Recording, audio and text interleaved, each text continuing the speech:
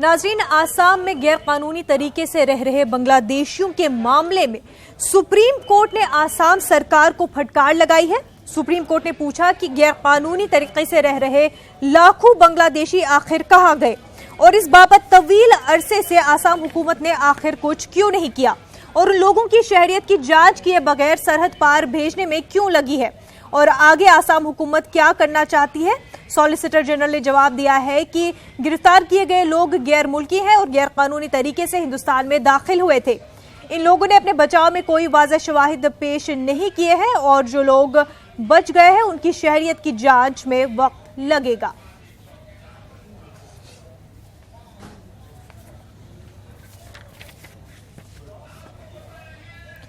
नाज़रीन, महाराष्ट्र के वर्धा में पीएम मोदी ने अवामी रैली से खिताब किया। उन्होंने एनडीए हुकूमत की हुसूलियाबियों का तज़किरा किया। वहीं पीएम मोदी ने कांग्रेस को तनकीद का निशाना बनाया है, जबकि शरद पवार को भी पीएम ने आड़े हाथों लिया। उन्होंने कहा कि एनसीपी में सब कुछ ठीक नहीं चल रहा है।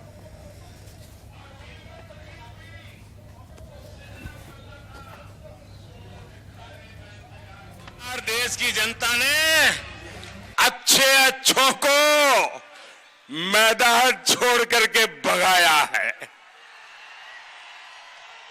मतदान के पहले ही भगा दिया है। खैर, शरद राव की उनकी एक समस्या ये भी है कि एनसीपी में इस समय बहुत बड़ा पारिवारिक युद्ध चल रहा है। पार्टी उनके हाथ से निकलती जा रही है और स्थिति ये है कि पवार साहब के भतीजे धीरे धीरे पार्टी पर कब्जा करने के लिए सोगटी बिछा रहे हैं। इसी वजह से एनसीपी को टिकट बंटवारे में भी दिक्कत आ रही है।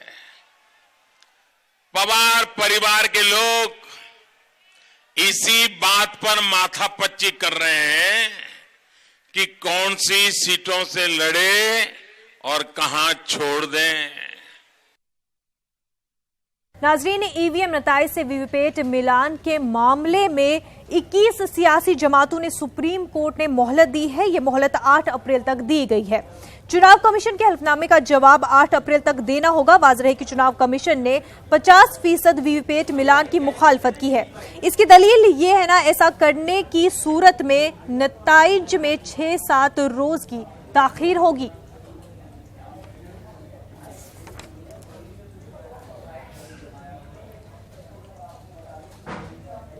फिल्म लक्ष्मी एनटीआर की रिलीज पर रोक के खिलाफ सुप्रीम कोर्ट ने जल्द समाअत से इनकार कर दिया है। आपको बता दें कि फिल्म शुरू से ही तनाजे का शिकार बन गई है।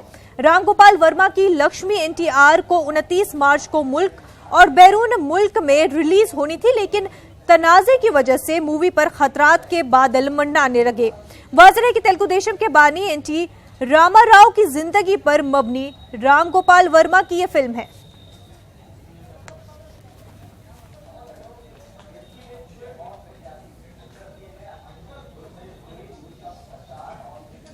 नाज़रीन, दिल्ली में आम आदमी पार्टी और कांग्रेस इत्तेहाद का अब इम्कान खत्म हो चुका है। जराये के मुताबिक राहुल गांधी ने इत्तेहाद से इनकार कर दिया है। ये जानकारी केजरीवाल ने ट्वीट के जरिए दी है। ट्वीट के मुताबिक राहुल गांधी ने इस इत्तेहाद से इनकार किया है। आम आदमी पार्टी और कांग्रेस के एक तबके की जानिब से इत्तेहाद की काफी कोशिशें की गई।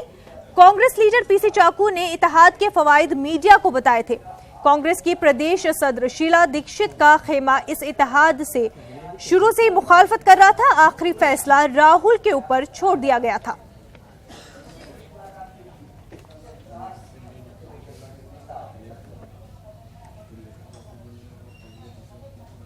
विशाखापट्टनम में तेलुगु देशम की पार्टी की जानिब से मुनक्किदा इंतखाबी जलसे में मगरबी बंगाल की वजीर आला ममता बनर्जी और दिल्ली के वजीर आला अरविंद केजरीवाल ने शिरकत की।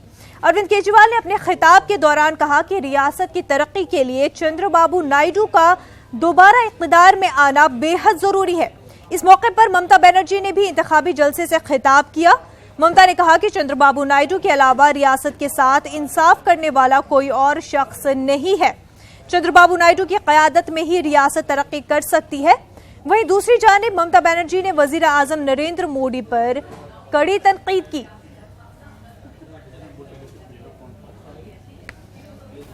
देश के अंदर लोगों के मन में जहर भर दिया इन लोगों ने। 5 साल के अंदर पूरे देश के अंदर चारों तरफ नफरत ही नफरत, नफरत ही नफरत। ऐसा देश जिसके अंदर लोग आपस में नफरत करते हैं, ऐसा देश कभी तरक्की नहीं कर सकता जब तक लोग आपस में मिलजुल के नहीं रहते। हमारा वो देश है, हमारा महात्मा बुद्ध का देश है, गांधी का देश है। सदियों से हमारे देश के अंदर कहा जाता था हिंदू मुस्लिम सिख ईसाई आपस में है भाई भाई। इन लोगों ने वो भाईचारा खत्म कर दिया, मोदी और अमित शाह ने मिलकर। ये दोनों अगर दोबारा 2019 के अब चुनाव में जीत के आ गए तो दोस्तों ये देश नहीं बचेगा, इस देश का जनतंत्र नहीं बचेगा। इन दोनों ने प्लानिंग की हुई है कि 2019 के बाद ये देश का संविधान बदल देंगे, इस देश के अंदर चुनाव कराने बंद कर देंगे। लेकिन एक बात याद रखना, चंद्रबाबू नायडू का नाम से आंध्र प्रदेश जुड़ा जाता है। चंद्रबाबू नायडू बहुत काम किया है, आने वाला टाइम में भी करेंगे। उसको वोट देने का जरूरत है। इसी के लिए आंध्र प्रदेश को अपन पांव में खड़ा होने के लिए we want that Andhra Pradesh go ahead, must go ahead. चायारा से चौकीदार बन गया, किसका चौकीदार? देश का परफॉर्मेंस नहीं है, जनता का चौकीदार नहीं है, झूठा बोलने का चौकीदार है, देश को लूटने का चौकीदार है, नोटबंदी करने वाला चौकीदार है। जवान को देखो कितना जवान हमारे देश में मर गया है 5 साल में। सबसे ज्यादा टेररिज्म बढ़ा है उनका टाइम में, सबसे ज्यादा किसान आत्महत्या किया है उनका टाइम में। बेरोजगारी 45 साल में इतना ज्यादा कभी नहीं हुआ है। ये गांव से अच्छा हिंदुस्तान हमारा मध्यवाद यही सिखाता, आपस में भी अपना। जब घायल हुए हिमालय, खतरे में पड़े आजादी, जब तक से सांस लड़े हो फिर अपनी लाश बिछा दी। संगीन पे घर पर माथा सो गए अमर बलिदानी, जो शहीद हुए उनकी जरा याद करो कुर्बानी। नाजरीन, इसरो ने आज एक और तारीख रकम की है। इसरो ने आज एमीसेट लॉन्च किया है। सिक्योरिटी के नुक्ते नजर से ये सैटेलाइट बहुत अहमियत का हामिल है। आंध्र प्रदेश श्रीहरिकोटा से 9:27 पर PSLV के जरिए इलेक्ट्रॉनिक इंटेलिजेंस सैटेलाइट कामयाबी के साथ खला में दागा गया। दुश्मन पर नजर रखने के लिए यह सैटेलाइट बहुत ही अहम है। एमीसेट के साथ PSLV 4 मुल्कों के 28 दीगर सैटेलाइट भी लेकर गया है। उनमें अमेरिका के 24, लिथुआनिया के 2, स्पेन और स्विट्जरलैंड का 1-1 सैटेलाइट है।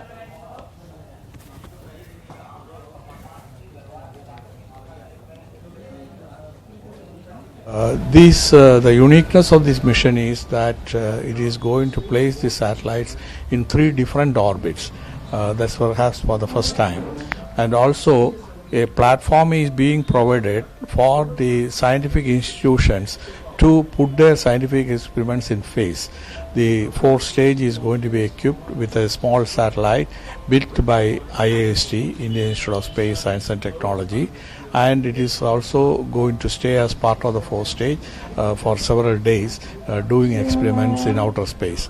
So this is a very unique mission and I hope it will be a 100% success as usual.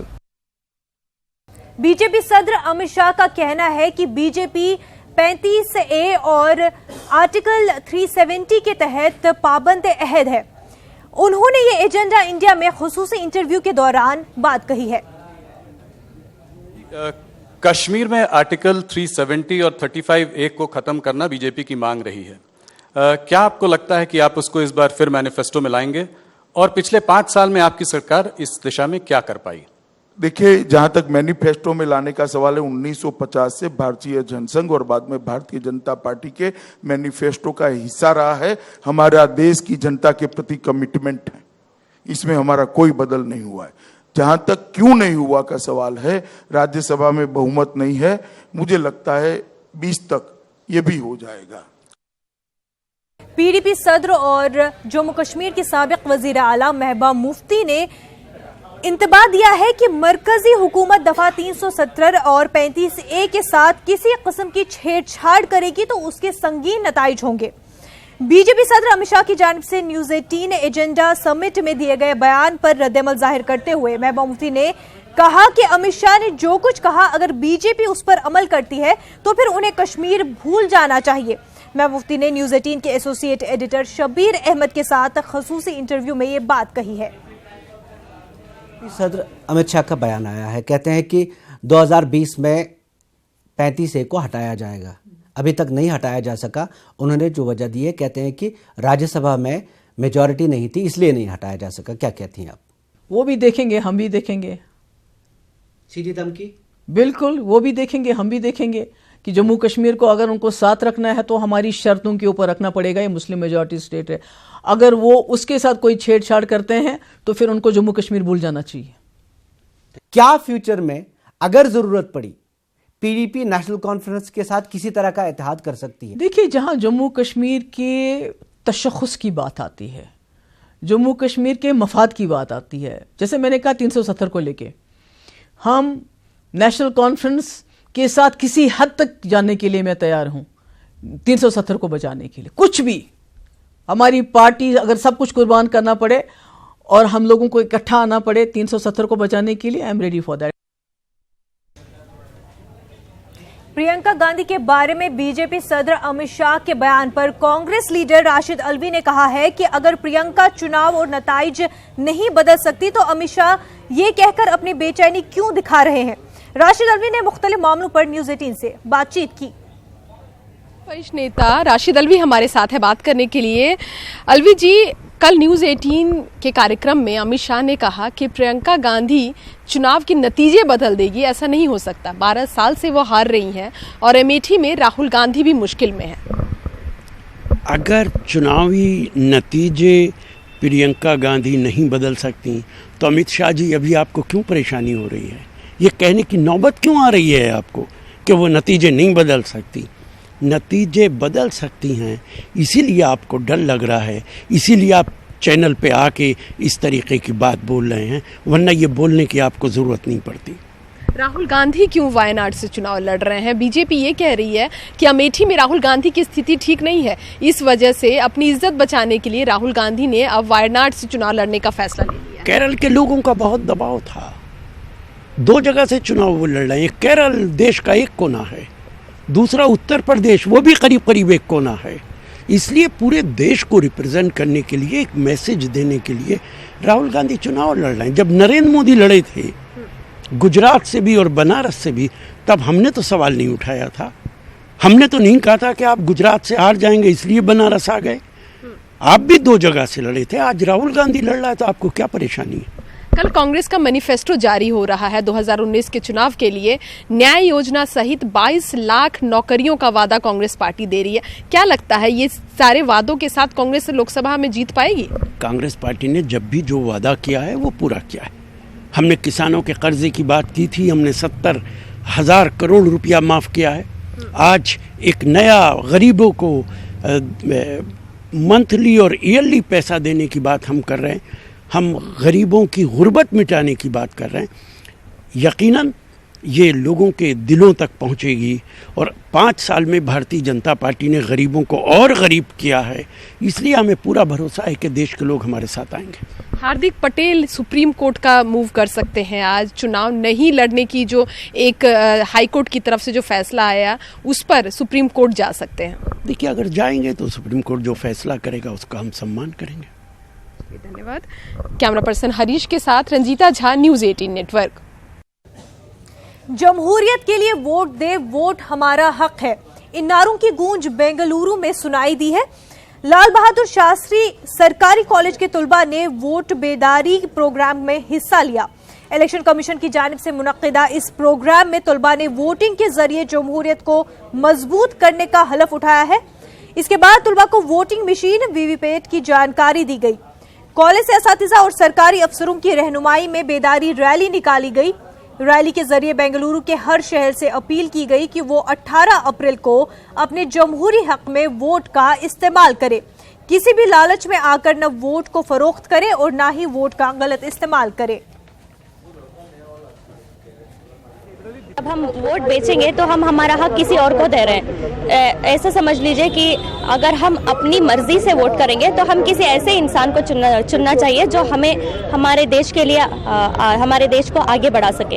एक वोट सबके तकदीर का फैसला करता है, पर मैं ये कहना चाहती हूँ कि हर लोग पैसे से बिक के, वो लोग कहते हैं 500 का एक वोट, 1000 का एक वोट। मैं ये पूछना चाहती हूँ सबसे कि अगर 500,000 से वो लोग 5 साल अपना गुजारा कर लेंगे। अवेयर करना चाहता हूँ कि वो लोग अपने घर में टीवी IPL देखते हुए ना बैठे, वो अपने घर से निकले, थोड़ा वक्त धूप में खड़ के वोट दें। जो आपको सही लगता है कि वो हमारा लीडर है, वो देश को बड़ी उन्नति में, एक बड़ा तरक्की में ये कर सकता है, तो हमें उसे वोट देना चाहिए, ना कि किसी के कहने पर। मैंने कि 5 साल में एक बार ईद आती है, जिस तरह हम अपनी ईदें खुशी से मनाते हैं, और हमें अभी भी खुशी हो रही है कि हमारा हक जो है वो अब आने वाला है। अप्रैल 18 को इलेक्शन आने।